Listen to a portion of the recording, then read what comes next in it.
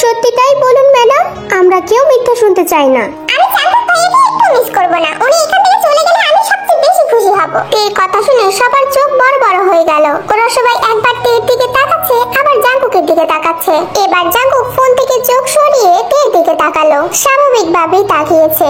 আমাদের সবাইকে মিস করবে, বাট জাঙ্কুককে মিস করবে না কেন? কারণ তোমরা সবাই আমাকে অনেক বেশি ভালোবাসো। জাঙ্কুক ভাই আমাকে ভালোবাসা তো দূর থাক, আমাকে তো দেখতেই পারে না, সবসময় শুধু বকে আর ধমক দেয়। তের কথা শুনে সবাই তের মুখের দিকে তাকিয়ে আছে। সবাই এমন ভাবে তাকিয়ে আছে যেন তে একটা এলিয়েন। জাঙ্কুক এবার ছোট ছোট চোখে তের দিকে তাকিয়ে রইলো, বাট জাঙ্কুক আজকে কোনো কথাই বললো না। কিছুক্ষণ পর সবাই দুপুরের খাবার খেয়ে নিল। তারপর জাঙ্কুক জেহপ্রা সবাই একে একে রেডি হতে গেল। ওরা যে ড্রেসগুলো নিয়ে যাবে সেগুলো সবার আগে প্যাকিং করলো এবং লাগেজগুলো গাড়িতে রেখে দিল। তে রেডি হয়ে ইয়নজানি রুমে যাচ্ছিল, তখনই হঠাৎ করে তের হাতটা কেউ টান দিয়ে একটা রুমে নিয়ে আসলো। আচমকা এভাবে কেউ থেকে নিয়ে আসাতে তে অনেক বেশি অবাক হয়ে গেল। তে সামনে তাকিয়ে দেখলো ওর থেকে কিছুটা দূরে জাঙ্কুক দাঁড়িয়ে আছে। তের চোখ বড় বড় হয়ে গেল। আপনি? এবার জাঙ্কুক দেওয়ালে হাত থেকে তের দিকে ঝুঁকে বলল, কেন, অন্য কারোর থাকার কথা ছিল নাকি?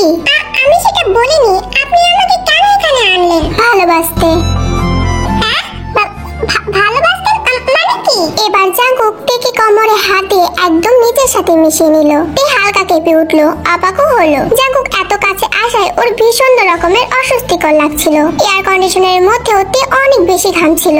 জাঙ্কুক এবার তের কানের কাছে গিয়ে স্লো ভয়েসে বলতে লাগলো, তখন বলেছিলে না আমি নাকি তোমাকে একটু ভালোবাসি না, তাই তুমি আমাকে একটু মিস করবে না, তার জন্যই তোমাকে এখন ভালোবাসতে নিয়ে আসলাম, যেন আমি এখান থেকে চলে যাওয়ার পরে তুমি আমাকে আরো বেশি করে মিস করো। তের দম বন্ধ হয়ে যাচ্ছে। ওর এতটা কাছে এর আগে কখনো কোনো ছেলে আসেনি। ভয়ে রীতিমতো কাঁপাকাঁপি শুরু হয়ে গেছে। তেকে এভাবে কাঁপতে দেখে জাঙ্কুক মুচকি হেসে দিয়ে তের ঠোঁটের সাথে নিজের ঠোঁট মিশিয়ে দিল।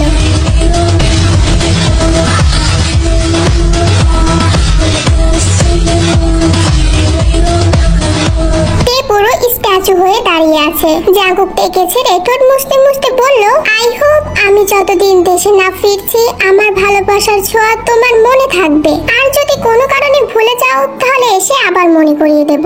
এই মনে হচ্ছিল শেষ কথাটা জাঙ্কুক ওকে হুমকি সুরে বলল। তে কি বলবে কিছুই বুঝতে পারছে না। ও এখনো স্ট্যাচু হয়ে দাঁড়িয়ে আছে। তে কি এগুলো কোনো বাজে স্বপ্ন দেখছে? জাঙ্কুক তের দিকে একটু তাকিয়ে ওর কপালে গভীর ভাবে একটা চুমু খেলো। তারপর আর কোনো দিকে না তাকিয়ে চুপচাপ রুম থেকে বের হয়ে গেল। তে কনফিউজড হয়ে গেছে। কিছু সময়ের মধ্যে তের সাথে কি ঘটলো তে তো বুঝতেই পারলো না। জাঙ্কুকরা যাওয়ার সময় সবার তো অনেক মন খারাপ হয়ে আছে। তেকে কিস করার পর তে আর জাঙ্কুকের সামনেই আসেনি। জাঙ্কুককে এগিয়ে দিতে বাসার সবাই যাবে। ওরা 4:30টার সময় সবাই বাড়ি থেকে বের হলো। কিছুক্ষণের মধ্যে তারা সবাই এয়ারপোর্টের উদ্দেশ্যে রওনা হলো। এয়ারপোর্টের কাছে গিয়ে জাঙ্কুকরা সবার কাছ থেকে বিদায় নিল। ভেতরে যাওয়ার আগে জাঙ্কুক একবার তের দিকে তাকিয়েছিল। তে জাঙ্কুককে ওর দিকে তাকানো দেখে ও তো ইয়নজনের পেছনে লুকিয়ে গিয়েছিল। জাঙ্কুকের এটা দেখে ভীষণ রকমের হাসি পাচ্ছিল, তবে এই মুহূর্তে হাসাটা ঠিক হবে না। ওরা সবাই ভিতরে চলে যাওয়ার পরেও বাড়ির লোকরা সবাই অনেকক্ষণ এয়ারপোর্টে দাঁড়িয়ে রইল। কিছুক্ষণের মধ্যেই ওদের মাথার উপর দিয়ে প্লেন টেক অফ করলো। ফ্যামিলির সবাই তাদের চোখের পানি মুছে একটা দীর্ঘ নিঃশ্বাস ফেললো এবং যার যার মতো বাড়ির উদ্দেশ্যে রওনা হলো।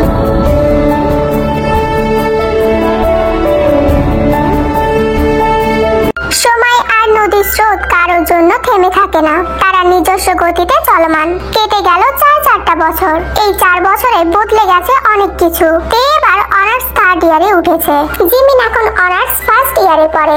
লিসা এবার মাস্টার্স 1st ইয়ারে। ইউনহো আর সুগা মাস্টার্স কমপ্লিট করছে এবং পাশাপাশি দুই ভাই তাদের বাবাদের জয়েন্ট বিজনেস সামলাচ্ছে। সবচেয়ে মজার ব্যাপার হলো ওরা সবাই একই ভার্সিটিতে পড়ালেখা করে আর ওরা সবাই একে অপরের বাসায় সব সময় থাকে। রাত 4:20। তে নিজের ফোনে একবার সময়টা দেখে ফোনের টর্চটা অন করলো। তারপর ড্রেসিং টেবিলের সামনে গিয়ে ওর মেকআপ বক্সগুলো হাতে নিয়ে চুপি চুপি রুমের দরজা দিয়ে বের হয়ে গেল এবং পাশেই ছিল সুগার রুম। তে তো সেই রুমে ঢুকে গেল। তে পা টিপে টিপে সুগার বেডের কাছে গিয়ে দেখলো সুগা আর ইউনো বেঘরে ঘুমাচ্ছে। তে নিজের মেকআপ বক্স খুলে সুগা আর ইউনোর মুখে নিজের ছলা কলা আঁকতে লাগলো। তারপর নিজের ফোনের ফ্ল্যাশ অন করে ওদের কয়েকটা ছবি তুলে নিল। আর তে সুগা আর ইউনোর দিকে তাকিয়ে একটা বাঁকা হাসি দিয়ে বলল, আরে বেচারারা, দুই ভাই কি সুন্দর নিশ্চিন্তে ঘুমাচ্ছে। কালকে সকালে ব্রেকিং নিউজ, ভার্সিটির দুজন ক্রাশ বয় মিনিয়ঙ্গি আর ইউনোর মুখে চুন কালি লাগিয়েছে তাদের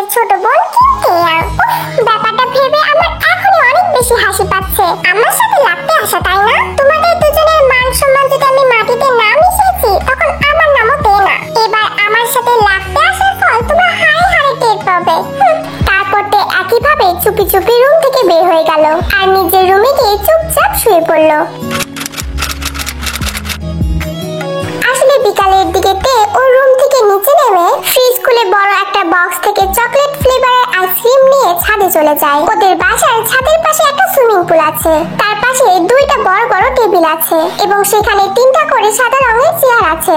আরেক পাশে কিছু ফুল গাছ আছে আর সেখানেই বড় একটা স্টিলের দোলনা আছে। তে ছাদে এসে দেখে সুগা আর ইউনো টেবিলে বসে আছে, ল্যাপটপ নিয়ে অফিসের কিছু কাজ করছে আর সাথে ওদের ম্যানেজার আছে। তে খেয়াল করে দেখলো কিছুটা দূরে দুইটা মেয়েও দাঁড়িয়ে আছে। তে আর কিছু না ভেবে গিয়ে দোলনায় বসে আর মনোযোগ সহকারে আইসক্রিম খেতে লাগে। তবে বেশ কিছুক্ষণ পর তে খেয়াল করলো ওই দুইটা মেয়ে সুগা আর ইউনোর দিকে তাকিয়ে মুচকি মুচকি হাসছে আর কিছু বলাবলি করছে।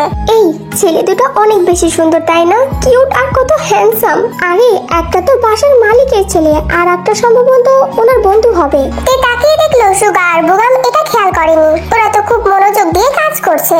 তে এবার মেয়েগুলোর দিকে ভালোভাবে তাকিয়ে দেখলো। এরা নতুন ভাড়াটিয়ে, কালকেই ওদের বাসায় উঠেছে আর আজকে এইসব কথা বলছে। জিমি যদি একবার শুনতে পারে যে ওই মেয়েগুলো সুগার দিকে নজর দিচ্ছে তাহলে তো মেয়েগুলোর বেহাল অবস্থা বানিয়ে ছাড়বে। কথাগুলো ভেবেই তে মুচকি মুচকি হাসছে। তেকে এভাবে মুচকি মুচকি হাসতে দেখে মেয়ে দুইটা ওর দিকে এগিয়ে গেল। এই তুমি এভাবে ওই দুইটা ছেলের দিকে তাকিয়ে তাকিয়ে এভাবে হাসছো কেন? তো তাকিয়েছি, কি হয়েছে? এই মেয়ে, তুমি আমাদের মুখে মুখে কথা বলো। কয়তলা ভাড়া থাকো তুমি? তুমি জানো আমরা কে? আমি সুগার গার্লফ্রেন্ড। একদম ওর দিকে নজর দিবা না, আর যদি দিয়েছো তাহলে এই বাসা থেকে ঘাট ধাক্কা দিয়ে বের করে দেব। তে তো অবাক হয়ে মেয়েগুলোর দিকে তাকিয়ে রইলো। তে বুঝতে পারলো মেয়েগুলো ওকে চেনে না। তে এবার ভীষণ হাসি পাচ্ছে। লাইক সিরিয়াসলি আমি আমার ভাইয়ের দিকে তাকিয়ে আছি সেই জন্য এই মেয়েগুলো আমাকে বাড়ি থেকে বের করে দেবে? বাহ, কি সুন্দর হুমকি দিচ্ছে। তে ওর হাসি আটকে রাখতে পারলো না, মনে হচ্ছে ও এখন মাটিতে গড়াগড়ি খাবে। অন্যদিকে জাঙ্কুক সুগা আর ইউনোকে ফোন দিয়েছিল। সুগা, ইউনো আর জাঙ্কুক এখন ভিডিও কলে একটা কাজের ডিল নিয়ে ডিসকাস করছে। তের হাসির শব্দে সুগা আর ইউনো ল্যাপটপ থেকে চোখ সরিয়ে তের দিকে তাকালো। তে তো রীতিমতো হেসে চলেছে আর পাশে ওই দুইটা মেয়ে বোকার মতো হা করে তের দিকে তাকিয়ে আছে। সুগা আর ইউনোকে অন্যদিকে তাকাতে দেখে এদিকে জাঙ্কুক আবার একটু পুরো কুচকে তাকালো। কিরে, তোরা ওইদিকে কি দেখছিস? সুগা আর কিছু না বলে ল্যাপটপটা ঘুরিয়ে দিল। জাঙ্কুক টেকে দেখলো এবং জাঙ্কুক টেকে দেখে পুরো অবাক হয়ে গেছে। ও ওইভাবে পাগলের মতো হাসছে কেন? আরো আইসক্রিম খাচ্ছে। ওর যে ঠান্ডা সমস্যা আছে তোরা কি জানিস না? এবার সুগা ল্যাপটপটা নিজের দিকে ঘুরিয়ে বলল, জানলেও কিছু করার নেই ব্রো, যেটা মানা করবো সেটা আরো বেশি বেশি করে করবে। হাজারবার আইসক্রিম খেতে বারণ করেছে কিন্তু কথাই শোনে না। তোরা বলতে পারিস যে ও কখন ভালো কথা শুনেছে? গিয়ে একটা আছাড় মার, তাহলে যদি কথা শোনাতে পারিস। ভাইয়া, তুমি জানো না ইউনো কাউকে হার্ট করতে পারে না? করতে পারবিও না, তোকে বলছি না সুগাকে বলছি। ও আচ্ছা, তুমি সুগাকে বলছো ওর বোনকে আছাড় মারতে? ভাইয়া, তোমার মাথা গেছে। সুগা ওর বোনকে কখনো একটা ধমক দিয়ে কথা বলে না, আর তুমি বলছো আছাড় মারতে। তাহলে আর কি বলবো, কিছুই বলার নেই। ও আইসক্রিম খেয়ে খেয়ে অসুস্থ হোক আর তোরা বসে বসে দেখ। কথাটা বলে জাঙ্কুক রেগে ভিডিও কলটা ডিসকানেক্ট করে দিল। সুগা ল্যাপটপটা থুয়ে চেয়ার থেকে উঠে তের দিকে যেতে লাগলো আর তার সাথে ইউনো গেল। কি রে তে, তুই এভাবে হাসছিস কেন? তো হাসবো না তো কি করবো? ভাইয়া, এই আপু দুইটা বলছে ওরা নাকি তোমাদের গার্লফ্রেন্ড। আমি যদি তোমাদের দিকে তাকাই তাহলে আমাকে নাকি এই বাসা থেকে ঘাট ধাক্কা দিয়ে বের করে দেবে। হোয়াট? লাইক সিরিয়াসলি তোমরা আমাদের বাড়িতে দাঁড়িয়ে আমার বোনকে ঘাট ধাক্কা দিয়ে বাড়ি থেকে বের করে দেওয়ার হুমকি দিচ্ছ? তোমাদের সাহস তো কম না? দুইটা মেয়ে বেশ অবাক হয়ে গেল। ওরা তো দেখে চিনতেই পারেনি আর অনেক বেশি ভয়ও পেয়ে গেছে। সরি ভাইয়া, আমরা বুঝতে পারিনি যে ও আপনার বোন হয়। আরে ব্যাস, বয়ফ্রেন্ড থেকে সোজা ভাইয়া, নট ব্যাড। শুধু আমার বোনকে নয়, যদি এই বিল্ডিং এর কাউকে এই ধরনের হুমকি দিছো তাহলে কিন্তু আমার থেকে খারাপ কেউ হবে না। ওকে ভাইয়া, আমরা আর কখনো এরকম করব না। ওই, তুই আইসক্রিম কেন খাচ্ছিস? তোর না ঠান্ডার প্রবলেম আছে? তারপর ওরা আইসক্রিমের বক্সের দিকে তাকিয়ে দেখে আইসক্রিমের প্রায় 3 ভাগের 2 ভাগই খেয়ে ফেলেছে। ইউনো তো তের হাত থেকে আইসক্রিমের বক্সটা কেড়ে নিয়েছে। স্টুপিড, একসাথে এত আইসক্রিম কেউ খায়? এখন তোর ঠান্ডা লেগে গেলে গলা বসে গেলে কি হবে? দেখো ভাইয়া, আমার আইসক্রিম ফেরত দাও, না স্যার কিন্তু খুব খারাপ হয়ে যাবে। হ্যাঁ, তুমি এদিকে আইসক্রিম নিয়ে বসে থাকো আর ওই দিক থেকে আরেকজন আমাদের উপর রাগ দেখা। ভাইয়া, দেখিও না ভাইয়া আমাকে আইসক্রিম দেয় না। তে সুগাকে কথাটা বললো। তে ভেবেছিল হয়তো সুগা ইউনোকে কিছু বলবে, কিন্তু সুগা ইউনোকে কিছু না বলে সেখান থেকে চলে গেল। ইউনো আর তেকে পাত্তা না দিয়ে সেখান থেকে চলে গেল। দুজনেই আবার ল্যাপটপ অন করে কাজ করতে লাগলো। তে বারবার করে আইসক্রিমটা দিতে বলছে কিন্তু ওরা দুজন কোনো কথাই শুনছে না আর সুগাও কিছু বোঝে না বলে তের ভীষণ রাগ হলো। এবার তে টেবিলের উপর থেকে ল্যাপটপটা নিয়ে ফ্লোরে জোরে একটা আছাড় মারলো। অবশ্য এতটুকু আছাড়ে ল্যাপটপটার কিছু হয়নি, সবাই তো বসা থেকে উঠে দাঁড়িয়েছে। এই তে তুই এটা কি করলি? তুই আমার ল্যাপটপটা কেন আছাড় মারলি? আইসক্রিমটা তো আমি নেইনি, আইসক্রিমটা তো ইউনো নিয়েছে। ওরে শালা, তুই এবার আমাকে ফাঁসিয়ে দিচ্ছিস? বেশ করেছি, আমি কতক্ষণ ধরে আইসক্রিমটা যাচ্ছি, ও কেন দিচ্ছে না? ও তো দিচ্ছেই না। আমি এবার তোমাকে বললাম, তুমিও কিছু বলছো না। আমার আইসক্রিম এখনই ফেরত দাও। খাওয়াচ্ছি আমি তোকে আইসক্রিম, দাঁড়া। বলে সুগা আইসক্রিমের বক্সটা তের মাথায় ঢেলে দিল। সব আইসক্রিম তের মাথায় গড়াগড়ি খাচ্ছে। ভাইয়া, তুমি এটা কি করলে? তের এরকম অবস্থা থেকে সেই দুইটা মেয়েও তো মুখ চেপে হাসছে। বেশ করেছি, আইসক্রিমটা তোর খুব পছন্দ, আইসক্রিম দিয়ে গোসল করিয়ে দিয়েছি। জাঙ্গুক ভাইয়া থাকলে ঠিক এই কাজটাই করতো। Shut up! ওই হিটলারটার কথা আমার সামনে একদম বলবে না। আর আমার সাথে এরকম করা, তাই না? হিসাবটা তোলা রইলো, তোমাদের আমি পরে দেখে নেব। তে রেগে গজগজ করতে করতে নিচে চলে গেল। বুগাম আর ইউনো তেকে দেখে হাসছে। তে তো ভীষণ রাগ হচ্ছে, ওর কত স্বাদের আইসক্রিমটা খেতেই দিল না। তে তোদের দেখে নেবে। তে এখন সেই ঘটনারই রিভেঞ্জ নিল সুগা আর ইউনোর উপর। সকালে অ্যালার্মের শব্দে ঘুম ভাঙলো সুগা আর ইউনোর। দুজনে চোখ বন্ধ করে কিছুক্ষণ বিছানায় মোছামুছি করে উঠে বসলো। বিজনেসের কাজে অনেক বেশি রাত হয়ে গিয়েছিল কাল, যার জন্য ইউনো আজকে এখানেই থেকে গিয়েছিল। ঘুম ঘুম চোখে দুজনে দুজনের দিকে তাকালো এবং তাকিয়েই ওদের দুজনেরই ঘুম মরে গেল। ওরা দুজনে দুজনের দিকে কিছুক্ষণ স্তব্ধ হয়ে তাকিয়ে থেকে অনেক জোরে চিৎকার দিয়ে উঠলো। এত জোরে চিৎকার দিয়েছে যেন বাড়ি কেঁপে উঠেছে। ওদের চিৎকার শুনে অন্যদিকে তে ঘুমের ঘোরে ভয় পেয়ে গেছে। ধরাম করে বিছানাতে উঠে বসেছে। ভয়ের কারণে তেও অনেক জোরে চিৎকার দিয়ে উঠেছে। ইয়নজন আর সোবিন সুগা আর ইউনোর চিৎকার শুনে সেই রুমে যেতে লাগলো। পরবর্তীতে আবার তে চিৎকার শুনতে পেল। তারা দুজনেই কনফিউজড হয়ে সিঁড়িতে দাঁড়িয়ে গেছে। ওনারা ভাবছে কার রুমে যাবে আগে। তারপর আর বেশি কিছু না ভেবে ওনারা দুজন সুগার রুমে চলে গেল। গিয়ে যা দেখলো তাতে তো ওনাদের মুখ একদম হাঁ হয়ে গেছে। ওনারা বড় বড় চোখে কিছুক্ষণ সুগা আর ইউনোর দিকে তাকিয়ে রইল। পরবর্তীতে ওনারা দুজন অনেক জোরে জোরে হেসে দিল। অন্যদিকে তে আবার পেছনে থেকে পড়ে গেছে। কোমরে ব্যথা পেয়ে ওর ঘুম ভেঙে গেছে। এভাবে চিৎকার কে দিল? পরক্ষণে তে তো কালকে রাতের কথা মনে পড়ে গেল। তে ওর কোমরের ব্যথা মেটা ভুলে গিয়ে সোজা উঠে দাঁড়ালো আর সুগার রুমের দিকে একটা দৌড় দিল। গিয়ে দেখে সুবিন আর ইউজন তো হাসতে হাসতে গড়াগড়ি খাচ্ছে আর সুগা আর ইউনো তো রেগে বোম হয়ে দাঁড়িয়ে আছে। তে তো এবার নিজের হাতে সাজানো সাজটা অনেক ভালো করে আর মজা করে দেখতে লাগলো। বাহ, তে কি সুন্দর করে না সাজিয়েছে। দুজনকে দেখতে অনেক বেশি অদ্ভুত লাগছিল। তে এবার ওর হাসি চেপে রাখতে পারলো না, অনেক জোরে জোরে হেসে দিল। সুগা তো বেশ রেগে গেছে। Just stop it! সুগার ধমকে সবাই চুপ হয়ে গেল। ইউনো দাঁতে দাঁত চেপে বলল, তে এটা কোন ধরনের মজা? তে বুঝলো ওরা তো ভীষণ রেগে গেছে, কিন্তু তাতে ওর কি? তে ডোন্ট কেয়ার একটা ভাব নিয়ে বলল, আজব, আমি কি করলাম? বাই দ্য ওয়ে, তোমাদের কিন্তু বেশ কিউট লাগছে। ডিডন্ট অ্যাক্ট ওভার স্মার্ট, ওকে? আমরা জানি এটা তোরই কাজ। কি বললি? আমার কাজ? আমার মতো সুইট কিউট ইনোসেন্ট একটা মেয়ে এই ধরনের কাজ করতে পারে? আর তাছাড়াও কি প্রমাণ আছে তোমাদের কাছে যে আমি এই কাজটা করেছি? সুগা পড়ার টেবিল থেকে হাতে একটা স্কেল নিয়ে তের দিকে এগিয়ে যেতে যেতে বলল, তোর প্রমাণ লাগবে তাই না? দিচ্ছি আমি তোকে প্রমাণ, দাঁড়া। লিসেন ভাইয়া, শোনো, আমাকে একদম মারার চেষ্টা করবে না। আর যদি তুমি আমাকে মারো তাহলে তোমাদের দুজনের এত সুন্দর ছবি আমি ফেসবুকে পোস্ট করে দেব। আর ক্যাপশনে কি লিখবো তোমরা তা ভেবেও পাচ্ছ না। বলেই তে ভাব নিয়ে রুম থেকে বের হয়ে গেল। সুবিন আর ইউজুনো হাসতে হাসতে রুম থেকে বের হয়ে গেল। সুগা আর ইউনো বোকার মতো একজন আরেকজনের মুখের দিকে তাকিয়ে আছে। ইস, ওরা কি অপমানটাই হলো।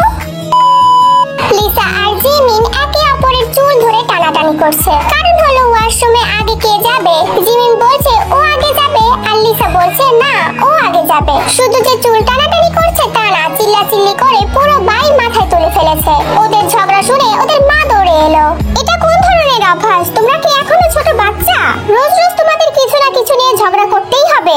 লিসা আর জিমিন একে অপরের চুল ছেড়ে দিয়ে দরজার দিকে তাকালো। দেখলো ওদের মা রাগী চোখে তাকিয়ে আছে। আমি আগে ঘুম থেকে উঠেছি, তাই বলেছি আমি আগে ওয়াশরুমে যাব। কিন্তু ঘুম থেকে উঠে বেডে শুয়েছিল। আমি আগে বেড থেকে নেমেছি, তাই বলেছি আমি আগে যাব।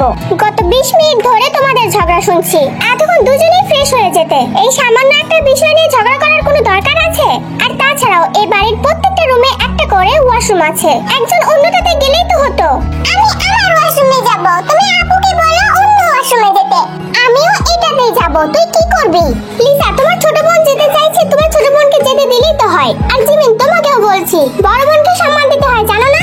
কিন্তু আমি তো আগে। শাট আপ, এই বিষয় নিয়ে আর একটা কথা বলবে না তোমরা দুজন। আমি এখন নিচে যাচ্ছি। এই রুম থেকে যদি আর একটা ঝগড়ার শব্দ শুনি, তাহলে আজকে মা দুজনের পিঠ থেকে একটাও মাটিতে পড়বে না। লিসা ওর মার যাওয়ার দিকে তাকিয়ে আছে, আর এভাবে ও আনমনে খাটের উপর বসে পড়লো। সেই সুযোগে জিমিন এক দৌড়ে ওয়াশরুমের ভিতরে চলে গেল, আর লিসা হা করে ওয়াশরুমের দিকে তাকিয়ে রইল। হাসির বাচ্চা, তোরে একবার হাতের কাছে পাই, তোরে থাপ্পড় মেরে তো সবগুলো দাঁত ফেলে দিব। হ্যাঁ, তুই আমার কিছুই করতে পারবি না। একদম ফ্রেশ হয়ে রেডি হয়ে নিচে নেমে আসলো। এসে দেখলো ওর মা বাবা ব্রেকফাস্ট করছে। Good morning. Good morning. এত দেরি কেন? রেডি হতে হতে দেরি হয়ে গেছে। সুগা ভাই আর ইউনো ভাইয়া কোথায়? ওরা তো অলরেডি ব্রেকফাস্ট করে অফিসে চলে গেছে। কেউ আর কিছু বললো না, চুপচাপ ব্রেকফাস্ট করে নিল। খাওয়া শেষে ভার্সিটির উদ্দেশ্যে রওনা হলো। এদিকে কিছুক্ষণ পর সবিনও গাড়ি নিয়ে বের হয়ে গেল অফিসের উদ্দেশ্যে, আর ইয়ঞ্জনও বের হয়ে পড়লো হসপিটালের উদ্দেশ্যে। এখন ইয়ঞ্জন একজন ডক্টর, তারও জিন্দের হসপিটালে চাকরি হয়েছে। 3 বছর আগেই ইয়ঞ্জন হসপিটালে জয়েন হয়েছে, এবং সে হসপিটালের বেস্ট ডক্টরের মধ্যে একজন। ঢুকতেই দেখতে পেল লিসা আর জিমিন একটা ছেলের সাথে দাঁড়িয়ে কথা বলছে। ছেলেটাকে দেখে তেল ঠোঁটে করে হাসি ফুটে উঠলো। দৌড়ে ছেলেটার দিকে এগিয়ে গেল। কেমন আছেন বেগম ভাইয়া? ও তে, ভালো আছি মাই কিউট সিস্টার। তোমার সাথে অনেক দিন পরে দেখা হলো। কিন্তু ভাইয়া, আপনি হঠাৎ এখানে? কোনো কাজে এসেছেন নিশ্চয়? তোমাদের তিনজনকে মিস করছিলাম তো, তাই তোমাদেরকে দেখতে চলে আসলাম। ইস, দাসা মিথ্যা কথা। আপনারা বাংলাদেশে এসেছেন 6 মাস হয়ে গেছে, আর এই 6 মাসে আপনার সাথে আমার মাত্র 3 বার দেখা হয়েছে। একবার আপনাদেরকে এয়ারপোর্টে রিসিভ করতে গিয়েছিলাম তখন, আর 2 বার হসপিটালে ইয়ঞ্জন আপুর বেবি হয়েছে তখন। আপনি একবারও আমার সাথে ইচ্ছা করে দেখা করতে এসেছেন? তারপর আপুর বেবি হওয়ার জন্য আপনার কাছে ট্রিট চাইলাম, আপনি কালকে দেব বলে সেই যে ভাবলেন, এরপর আর আপনাকে খুঁজেই পেলাম না। বোকাম তো এতক্ষণ তের দিকে হা করে তাকিয়েছিল, এরপরে একটা হাসি দিয়ে বলল, ওরে বাবা, আমার নামে এত অভিযোগ। I am very very sorry cutie. আসলে আমার নিউ জব তো, তার জন্য প্রথম বেশি ছুটি চাইতে পারি না। এখন থেকে আর ভুল হবে না, মাঝে মধ্যে তোমার সাথে দেখা করতে যাব। আর বাকি রইলো ট্রিটের কথা। সংকাং তো বলো তোমাদের সবাইকেও ট্রিট দিয়েছে, যার কারণে আমার আর দিতে হবে না। ও গড, সাংকাং ভাইয়া ট্রিট দিয়েছে কারণ ও বাবুর আপু, আর আপনি ট্রিট দিবেন কারণ আপনি হচ্ছেন বাবুর চাচু। ওহো, আচ্ছা ঠিক আছে, চলো এখন একটা রেস্টুরেন্টে যাই। না থাক, আজকে যাব না, আজকে আমাদের ক্লাস আছে, অন্য একদিন যাব। ওকে, অ্যাজ ইউর উইশ। বোকাম ভাইয়া, আপনি কেন এখানে এসেছেন সেটা তো বললেন না। একটা জরুরি কাজে এসেছিলাম আমার একটা বন্ধুর কাছে। ও আচ্ছা। তারপর কথা বলা শেষে বুকন তার নিজের কাজে চলে গেল, আর তেলিসা আর জিমিন ক্লাসরুমে চলে গেল। আসলে 6 মাস আগে ইয়ঞ্জন, সংকাং আর বুকাং বাংলাদেশে চলে এসেছে। ইয়ঞ্জন তখন 4 মাসের প্রেগনেন্ট ছিল। 15 দিন আগে ইয়ঞ্জনের গ্রিন আওয়ার হসপিটালে সিজারে অনেক ফুটফুটে একটা মেয়ে হয়েছে। জাঙ্কুক আর জিহোক ওদের সাথে আসতে পারেনি, কারণ ওরা কিছু কাজে আটকে পড়েছিল। ভার্সিটি ছুটি হলে তে, জিমিন আর লিসা একে অপরকে বিদায় জানিয়ে ওদের বাসায় চলে যায়। তে বাসায় এসে দেখে দুজন সার্ভেন্ট ছাড়া বাসায় আর কেউ নেই। আন্টি, বাবা মা আর ভাইয়া কোথায়? ওদের তো এতক্ষণে এসে পড়ার কথা, এখনো আসেনি। ম্যাম আর স্যার 12টার দিকে এসেছিল, তারপর আবারও তাড়াহুড়ো করে রেডি হয়ে বের হয়ে গেল। যাওয়ার আগে বলে গেল যে তোমার নানুর বাসায় যাচ্ছে। তোমাকে ফোনও করেছিল কিন্তু তোমাকে পাইনি। আমাকে বলে দিয়েছে যে তুমি যেন বাসায় আসলে আমি তোমাকে জানিয়ে দিই। তুমি যেন তাড়াতাড়ি রেডি হয়ে ওই বাড়িতে চলে যাও, আর ছোট স্যার সরাসরি অফিস থেকে ওইখানে চলে যাবে। সুধা ভাইয়া ওখানেই চলে যাবে সরাসরি? হ্যাঁ। তে দ্রুত ব্যাগ থেকে ওর ফোনটা বের করলো। ইয়ঞ্জন 5 বার কল দিয়েছে। তে জিভ কাটলো। আসলে ক্লাসরুমে ঢুকে ফোনটা সাইলেন্ট করে থুয়েছিল, যার কারণে ফোনের শব্দ শুনতেই পায়নি। তে তাড়াতাড়ি ওর মাকে ফোন করলো। ইয়ঞ্জন ফার্স্টে ফোন ধরেনি, কিন্তু তে দ্বিতীয়বার ফোন দিতেই সাথে সাথে ফোন ধরলো। তেকে কিছু বলার সুযোগ না দিয়ে ইয়ঞ্জন ওই দিক থেকে ঝাঁঝালো কণ্ঠে বলে উঠলো, কি সমস্যা তোর তে? কতবার কল করেছি, একবারও রিসিভ করিসনি। একবারও ভাবলি না কোনো প্রয়োজন থাকতে পারে? যদি সময় মতো ফোন রিসিভ করতেই না পারিস তাহলে কেন ফোন রাখিস? মা সরি, আসলে ক্লাসরুমে ছিলাম তাই ফোনটা সাইলেন্ট করে রেখেছিলাম। কিন্তু তুমি ফোন কেন করেছিলে? তোর ইয়ঞ্জন আপু শ্বশুর বাড়ি থেকে মেহমান আসবে। আজকে সকালে ওনারা ফোন করেছিল বাবুকে দেখতে আসবে। আমরা সবাই তো নানুর বাড়িতে এসেছি, এখানে তুই চলে আয়। আমি গিয়ে কি করব? আর তাছাড়াও আমি এখন অনেক টায়ার্ড, আমি এখন যেতে পারবো না। তুই আমাকে একদম রাগাবি না, চুপচাপ রেডি হয়ে চলে আয়। তোর কাছে শুধুমাত্র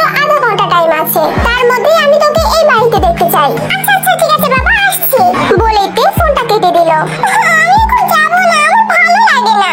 ওর ইচ্ছা করছে ফ্লোরে হাত পা ছড়িয়ে চিৎকার করে করে কান্না করতে, কিন্তু এখন কান্না করতে নিলে অনেক বেশি দেরি হয়ে যাবে। তাই কান্নার প্ল্যান ক্যান্সেল করে তাড়াতাড়ি নিজের রুমে চলে গেল। রুমে গিয়ে শাওয়ার নিয়ে রেডি হয়ে নিল। আজকে নীল রঙের একটা শর্ট গাউন পরেছে। গাউনের উপর দিয়ে সাদা রঙের পাথর বসানো এবং ম্যাচিং করে সাদা রঙের একটা জুতো পরেছে। চোখে কালো কাজল দিয়ে হালকা পিঙ্ক রঙের লিপস্টিক দিয়ে রেডি হয়ে গেল। নিচে গিয়ে গাড়িতে বসে পড়লো।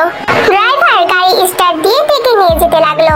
কিছুক্ষণের মধ্যে তে ওদের নানুদের বাসায় চলে এসেছে। তে নেমে গিয়ে কলিং বেল চাপতেই জিমিন এসে দরজা খুলে দিল। ওমা তে আপু চলে এসেছো বলে জিমিন হুট করে তেকে জড়িয়ে ধরলো। তে তো এটাই বুঝতে পারছে না যে জিমিন এত কেন খুশি হচ্ছে, কারণ কিছুক্ষণ আগেই তো জিমিন আর লিসার সাথে ওর ভার্সিটিতে দেখা হয়েছিল। জিমিনকে দেখে মনে হচ্ছে তেকে দেখে যেন আকাশে চাঁদ পেয়ে গেছে। তে জিমিনকে নিজের থেকে ছাড়িয়ে নিয়ে সন্দেহের চোখে তাকালো। কি ব্যাপার বলো তো, হঠাৎ এত ভালোবাসার কারণ? আমাদের তো কিছুক্ষণ আগে ভার্সিটিতে দেখা হয়েছিল, তুমি তো তখন ঠিকঠাকই ছিলে, হঠাৎ আবার কি হলো? আগে ভেতরে এসো তো, সব বলবো বলে জিমিন তের হাত টেনে ধরে ভেতরে নিয়ে গেল। তে ভেতরে ঢুকে দেখলো ওর বাবা আর ওর মামারা সবাই ড্রয়িং রুমে বসে আছে। তে হাঁটতে হাঁটতে হঠাৎ একজনকে দেখলো, যার জন্য ওর পা থেমে গেছে। তে বড় বড় করে সেই লোকটার দিকে তাকিয়ে রইলো। তের মনে হচ্ছে তে তো ঘুমিয়ে ঘুমিয়ে স্বপ্ন দেখছে। তেকে এভাবে থেমে যেতে দেখে জিমিন গিয়ে তের কানে ফিসফিস করে বলল, কি হলো তে আপু, তোমার আবার কি হলো? তুমি এভাবে স্ট্যাচু হয়ে দাঁড়িয়ে আছো কেন? জিমিনের কথায় তের হুঁশ ফেরে। জিমিনের মতোই ফিসফিস করে জিমিনকে বলতে লাগলো, জিমিন জানো আমার না কালকে রাতে ঘুম হয়নি, তাই মনে হচ্ছে ঘুমের ঘোরে চোখের সামনে উল্টাপাল্টা দেখছি। আমার হাতে জোরে একটা চিমটি কাটো তো। সেটা না হয় কাটলাম, কিন্তু তোমার কালকে রাতে ঘুম হয়নি কেন সেটা তোমাকে পরে বলছি, তুমি আগে চিমটি কাটো। জিমিন তো বিরক্ত বোধ করে তের হাতে জোরে জোরে একটা চিমটি কাটলো।